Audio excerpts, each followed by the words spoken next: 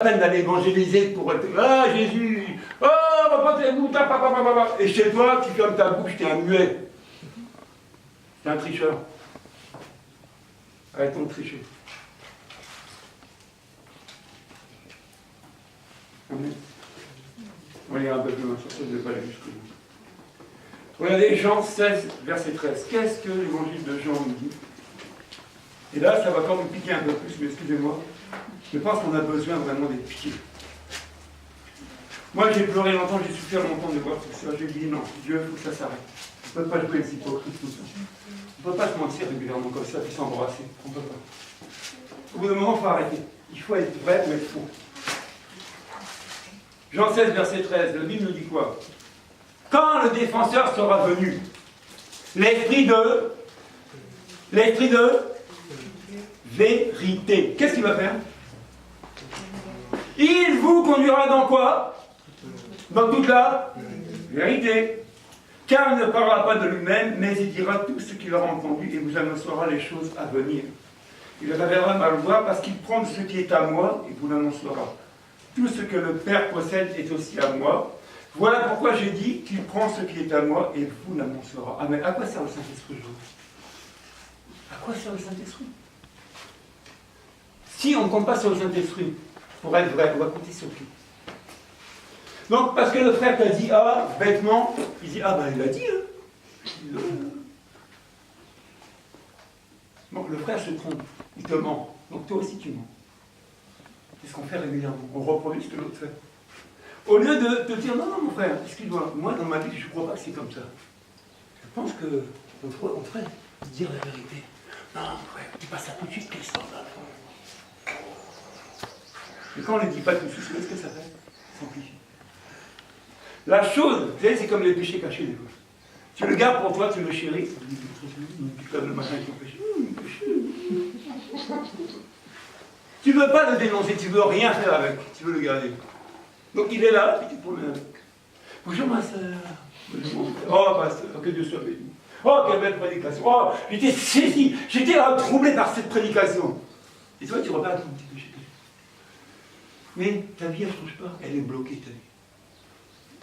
Parce que ce qui est caché, ça doit être découvert un jour. Il faut que tu renonces à ça. Il faut que tu renonces. Si tu as l'habitude aujourd'hui de mentir, arrête de mentir. C'est dur, on est là pour ça. On dit tout le temps, on n'est pas responsable pour nous. On est serviteur pour servir, pas pour être servi. On est là pour aider les gens. Moi, j'ai eu besoin d'aide, les gens ont encore besoin. Je me tourne vers des gens qui m'aident. Je leur dis ce qui ne va pas. Je ne cache pas ce qui ne va pas. Parce que je veux m'en séparer, je ne peux pas rester avec le mal. Il faut que ça quitte ma vie. Si Dieu a commencé quelque chose, il doit l'achever. Donc, dans ce problème d'achèvement, s'il y a des choses encore qui ne vont pas, je dois les proclamer, je dois les libérer, je dois en renoncer à ça, je n'en veux plus. Je ne peux pas rester comme ça, loin de la vérité. Christ nous appelle à la vérité. Il y a un verset que, peut-être de mémoire, Serge connaît. Vous connaîtrez la vérité et la vérité fera quoi?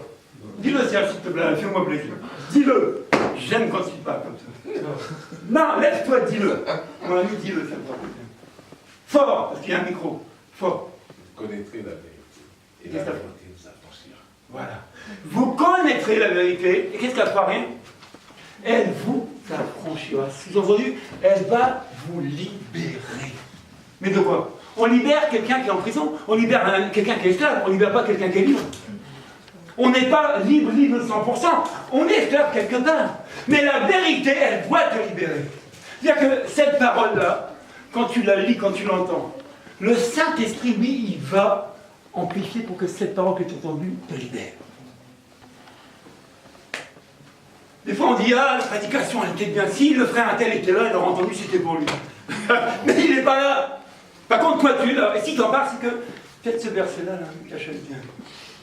Finalement, c'est pas trop frère qui est consolé, c'est peut-être bien toi, mais toi, tu te dissimules. Ah non, mon Dieu. Dieu nous fasse grâce. Vous savez, il y a eu, si on peut lire les histoires de la Bible, il y a eu beaucoup de choses. Qui connaît le péché d'Acan? Qu'est-ce qui s'est passé avec Acan?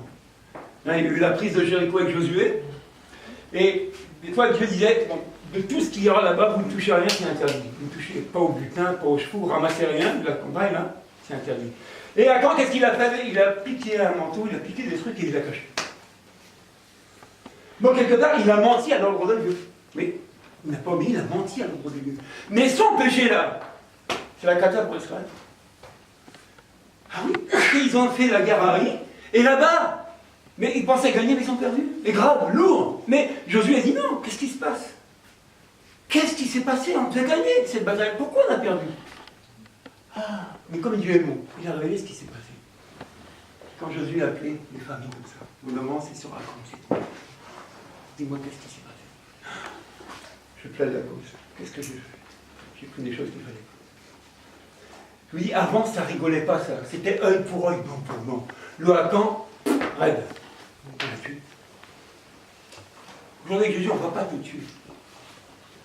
Mais tu te dois d'être vrai. Quand il ne faut pas toucher, tu dis, je ne touche pas. Ça brûle. Quand on te dit, il ne faut pas aller, il ne faut pas aller. C'est tentant, c'est dangereux. Si tu te plais à toucher parce que tu aimes bien toucher, si tu te plais à aller à droite parce que tu aimes bien aller à droite, fais gaffe. Parce que la note, elle est lourde des fois. J'aime des fois ramener ça à l'église, le corps de Christ. On dit que souvent on aime bien citer ça, si 2 ou 3 sont assemblés au mon nom, il est où les deux. Bon, moi, le jour que je viens tout seul ici, Jésus, il est où? Il n'est pas là. On n'est pas deux. Bon, j'ai accepté qui? Bon, Jésus, il vit où? Bon, il est là ou il n'est pas là? Arrêtons de faire des récitations. Vérifions pourquoi ce verset a été dit. S'il vous plaît, faites très attention. Prends pas la Bible, ne la jette pas chez quelqu'un. Tu vas le tuer. Si je suis seul, Christ est avec moi, c'est suffisant. Je n'ai pas besoin de 1000 personnes pour lui parler. Je n'ai pas besoin que Dieu. Mais... Alors, le jour où tu dois prier pour un malade, tu es tout seul. Mais tu ne peux pas. Parce que Dieu n'est pas au milieu de vous. Bon. Donc le gars, il te supplie. Mon ami, prie pour moi, j'ai mal. Je ne peux pas. Je suis tout seul. Je ne peux pas. Je suis tout seul. Vous voyez le mensonge. Même dans la parole de Dieu, il y a du mensonge. À votre avis, pourquoi les gens se servent aussi des Écritures et les tordent? On appelle ça tordre. C'est-à-dire qu'au lieu de dire ce qui est dit, tu argumentes autrement pour faire passer ta pensée. Ça te séduit, mais ça ne te guérira pas. Souvent, on le fait pour faire plaisir à l'auditoire, pour pas que les gens y partent, pour les garder. Et ça, c'est un mensonge. Je dis, quand tu mens 3 fois. Quand tu mens 3 fois. Qui peut me dire les 3 à qui tu mens? Quand tu mens 3 fois. Quand, par exemple, je te dis un mensonge, je mens à qui? Ben, je me mens déjà à moi-même, parce que je connais la vérité. Je suis un menteur. Je te mens, ça fait 2. Et je mens devant qui? Donc, réalise, tu mens une fois, tu mens 3 fois. Bon, si tu mens toute la journée. Mais comme Dieu est bon, un jour, il t'enverra quelqu'un, tu entendras une parole pour te guérir de ton mensonge.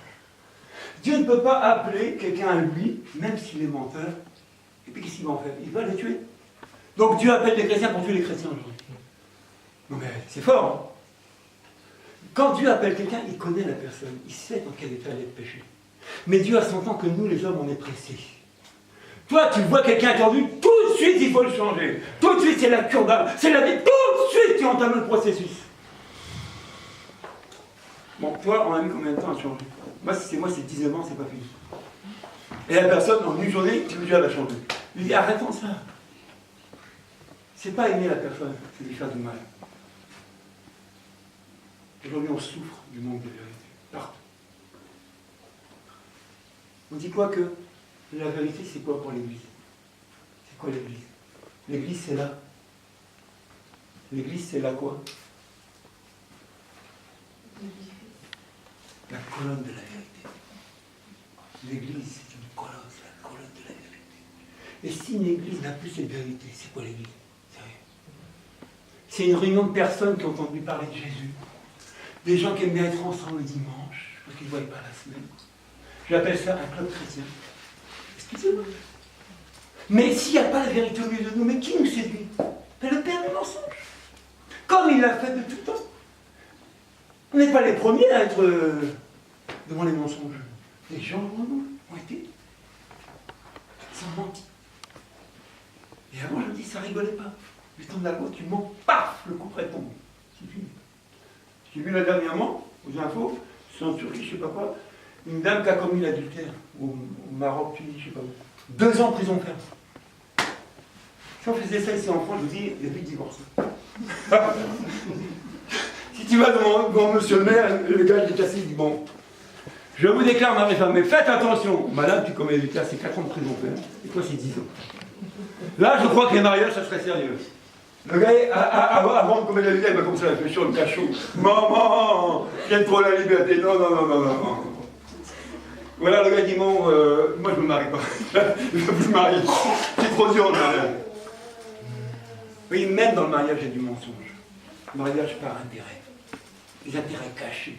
Et ça perpétue partout les intérêts cachés. Il disait tantôt, quelqu'un qui a un intérêt, tu vas pour son intérêt. Et quand tu as bien mangé l'intérêt de la personne, c'est fini. Tu l'as même oublié. Et après, tu vas vers un autre. Ah, Ange, il a un grand cœur, il me donne beaucoup de choses. Je vais faire mon ami. Puis jour qui te donne plus rien, Ange, c'est fini. Ah, je vais voir Thomas aujourd'hui. Bon, bon, si la semble est grande, ça va, tu peux y aller. Tu manqueras jamais de rien. Mais tu es un gros menteur, un beau menteur. Parce que si on vit l'Assemblée de Christ, mon besoin, il sera comblé par l'Assemblée. On priait vendredi ici, on disait qu'on aime bien lire les actes des apôtres, la première église, l'église primitive, on aime bien ces textes-là. Ah, ils croyaient, ils étaient d'un même cœur, ils partageaient ensemble, ils mettaient tout en commun, ils étaient assidus à la prière. Ah, tout ça c'est beau, oh, qu'est-ce qu'on aimerait vivre ça. Mais ce que j'aime bien dans ce texte-là, c'est qu'ils partageaient tous selon le besoin des autres. Et il n'y avait aucun indigent, aucun. Il y a que dans l'ensemble, il n'y a pas un qui manquait quelque chose.